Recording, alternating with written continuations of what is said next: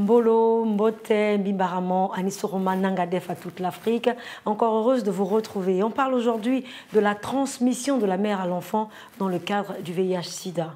Les progrès en matière de prévention de la transmission mère-enfant sont assez remarquables et cela à travers la prise en charge. La PTME, comment peut-on la définir, Major Lady Zamba? La PTME, c'est la prévention de la transmission du VIH de la mère à l'enfant. Dans un premier temps, il est bon d'expliquer que quand la femme est enceinte, elle peut transmettre le VIH à son enfant à 3 stades différents. Soit pendant qu'elle est enceinte, soit au moment de l'accouchement, soit au moment de l'allaitement. D'accord? Et donc, notre rôle, nous avons été formés pour... normalement, c'est pour réduire. Mais ce que nous aimerions, c'est vraiment arriver à l'élimination. Parce que c'est possible aujourd'hui d'éliminer la transmission du VIH de la mère à l'enfant en suivant un protocole bien défini. Sachez tout de même que la contamination d'un enfant à naître est donc une grande injustice et non un respect des droits de l'enfant. Toute femme qui veut concevoir aujourd'hui, notamment dans les pays à fort taux de prévalence du VIH, doit accepter de faire des examens au préalable. Et c'est donc dans ce cadre que tout a été mis en œuvre pour leur prise en charge. Le ministère de la Santé, via la Direction nationale de la santé maternelle et infantile, en accord avec l'OMS, l'Organisation mondiale de la santé, et aussi le programme national de lutte contre les maladies sexuellement transmissibles, le VIH. Donc, ils ont mis en branle un module de formation, d'accord, qui est sorti récemment, afin de pouvoir encore réactualiser la formation de tous les prestataires en charge de la mère et de l'enfant, dans le but de vraiment vouloir réduire la transmission de la mère à l'enfant durant la grossesse, l'accouchement ou bien le moment de l'allaitement. Après donc des séances de sensibilisation, d'information, alors Major Zamba, ces femmes suivent-elles réellement les orientations?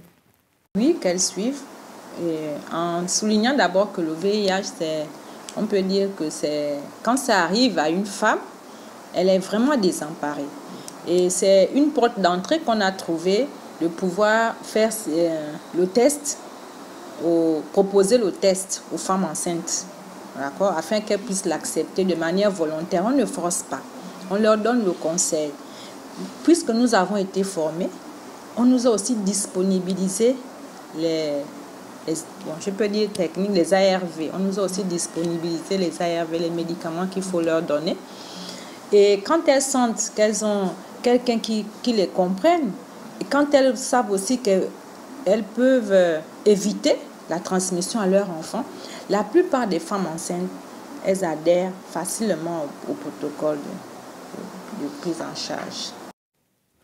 Voilà, avec la prise des médicaments antirétroviraux, notamment après le 3e mois de grossesse, des femmes très malades, le suivi reste toujours primordial car le risque zéro n'existe pas. Le risque de contamination zéro n'existe pas. Au jour d'aujourd'hui, la plupart des enfants qui ont été testés, ils ont été révélés encore négatifs. D'accord? Même si on doit contrôler plus tard lorsqu'ils auront 1 an ou bien 9 mois. D'accord? Mais pour le moment, les tests sont négatifs. Ce que je peux dire aux femmes, c'est de ne pas... C'est un droit de vouloir mettre au monde. D'accord?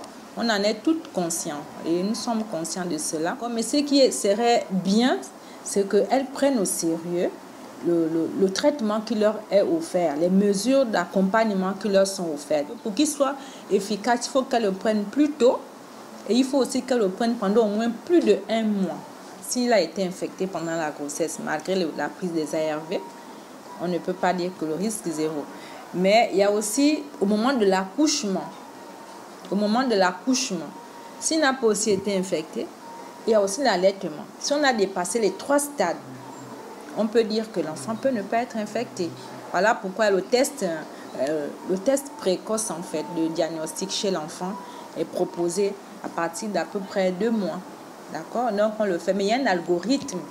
Mais déjà, dès les 2 mois, si ce n'est pas positif, on peut être sûr, si la maman n'allaite pas, que l'enfant peut rester négatif. J'aimerais aussi dire aux femmes séropositives et qui désirent avoir une grossesse, mettre un enfant au monde, j'aimerais aussi leur dire qu'aujourd'hui, c'est possible de pouvoir allaiter son enfant, mais en prenant les ARV. On appelle ça l'allaitement protégé. La PTME ou encore prévention, transmission mère-enfant, c'était donc notre thème du jour. Retenez tout de même que la séropositivité n'oblige pas à recourir toutefois à la césarienne. Cependant, elle est conseillée dans une situation de travail assez difficile et où la prise des médicaments s'est faite notamment tardivement, surtout chez les femmes très atteintes. Dès le début de votre grossesse, faites-vous suivre, cela aidera énormément le personnel de santé de prendre des mesures préventives pour votre bébé à naître. Kan Bichini, au revoir et à demain pour un autre numéro.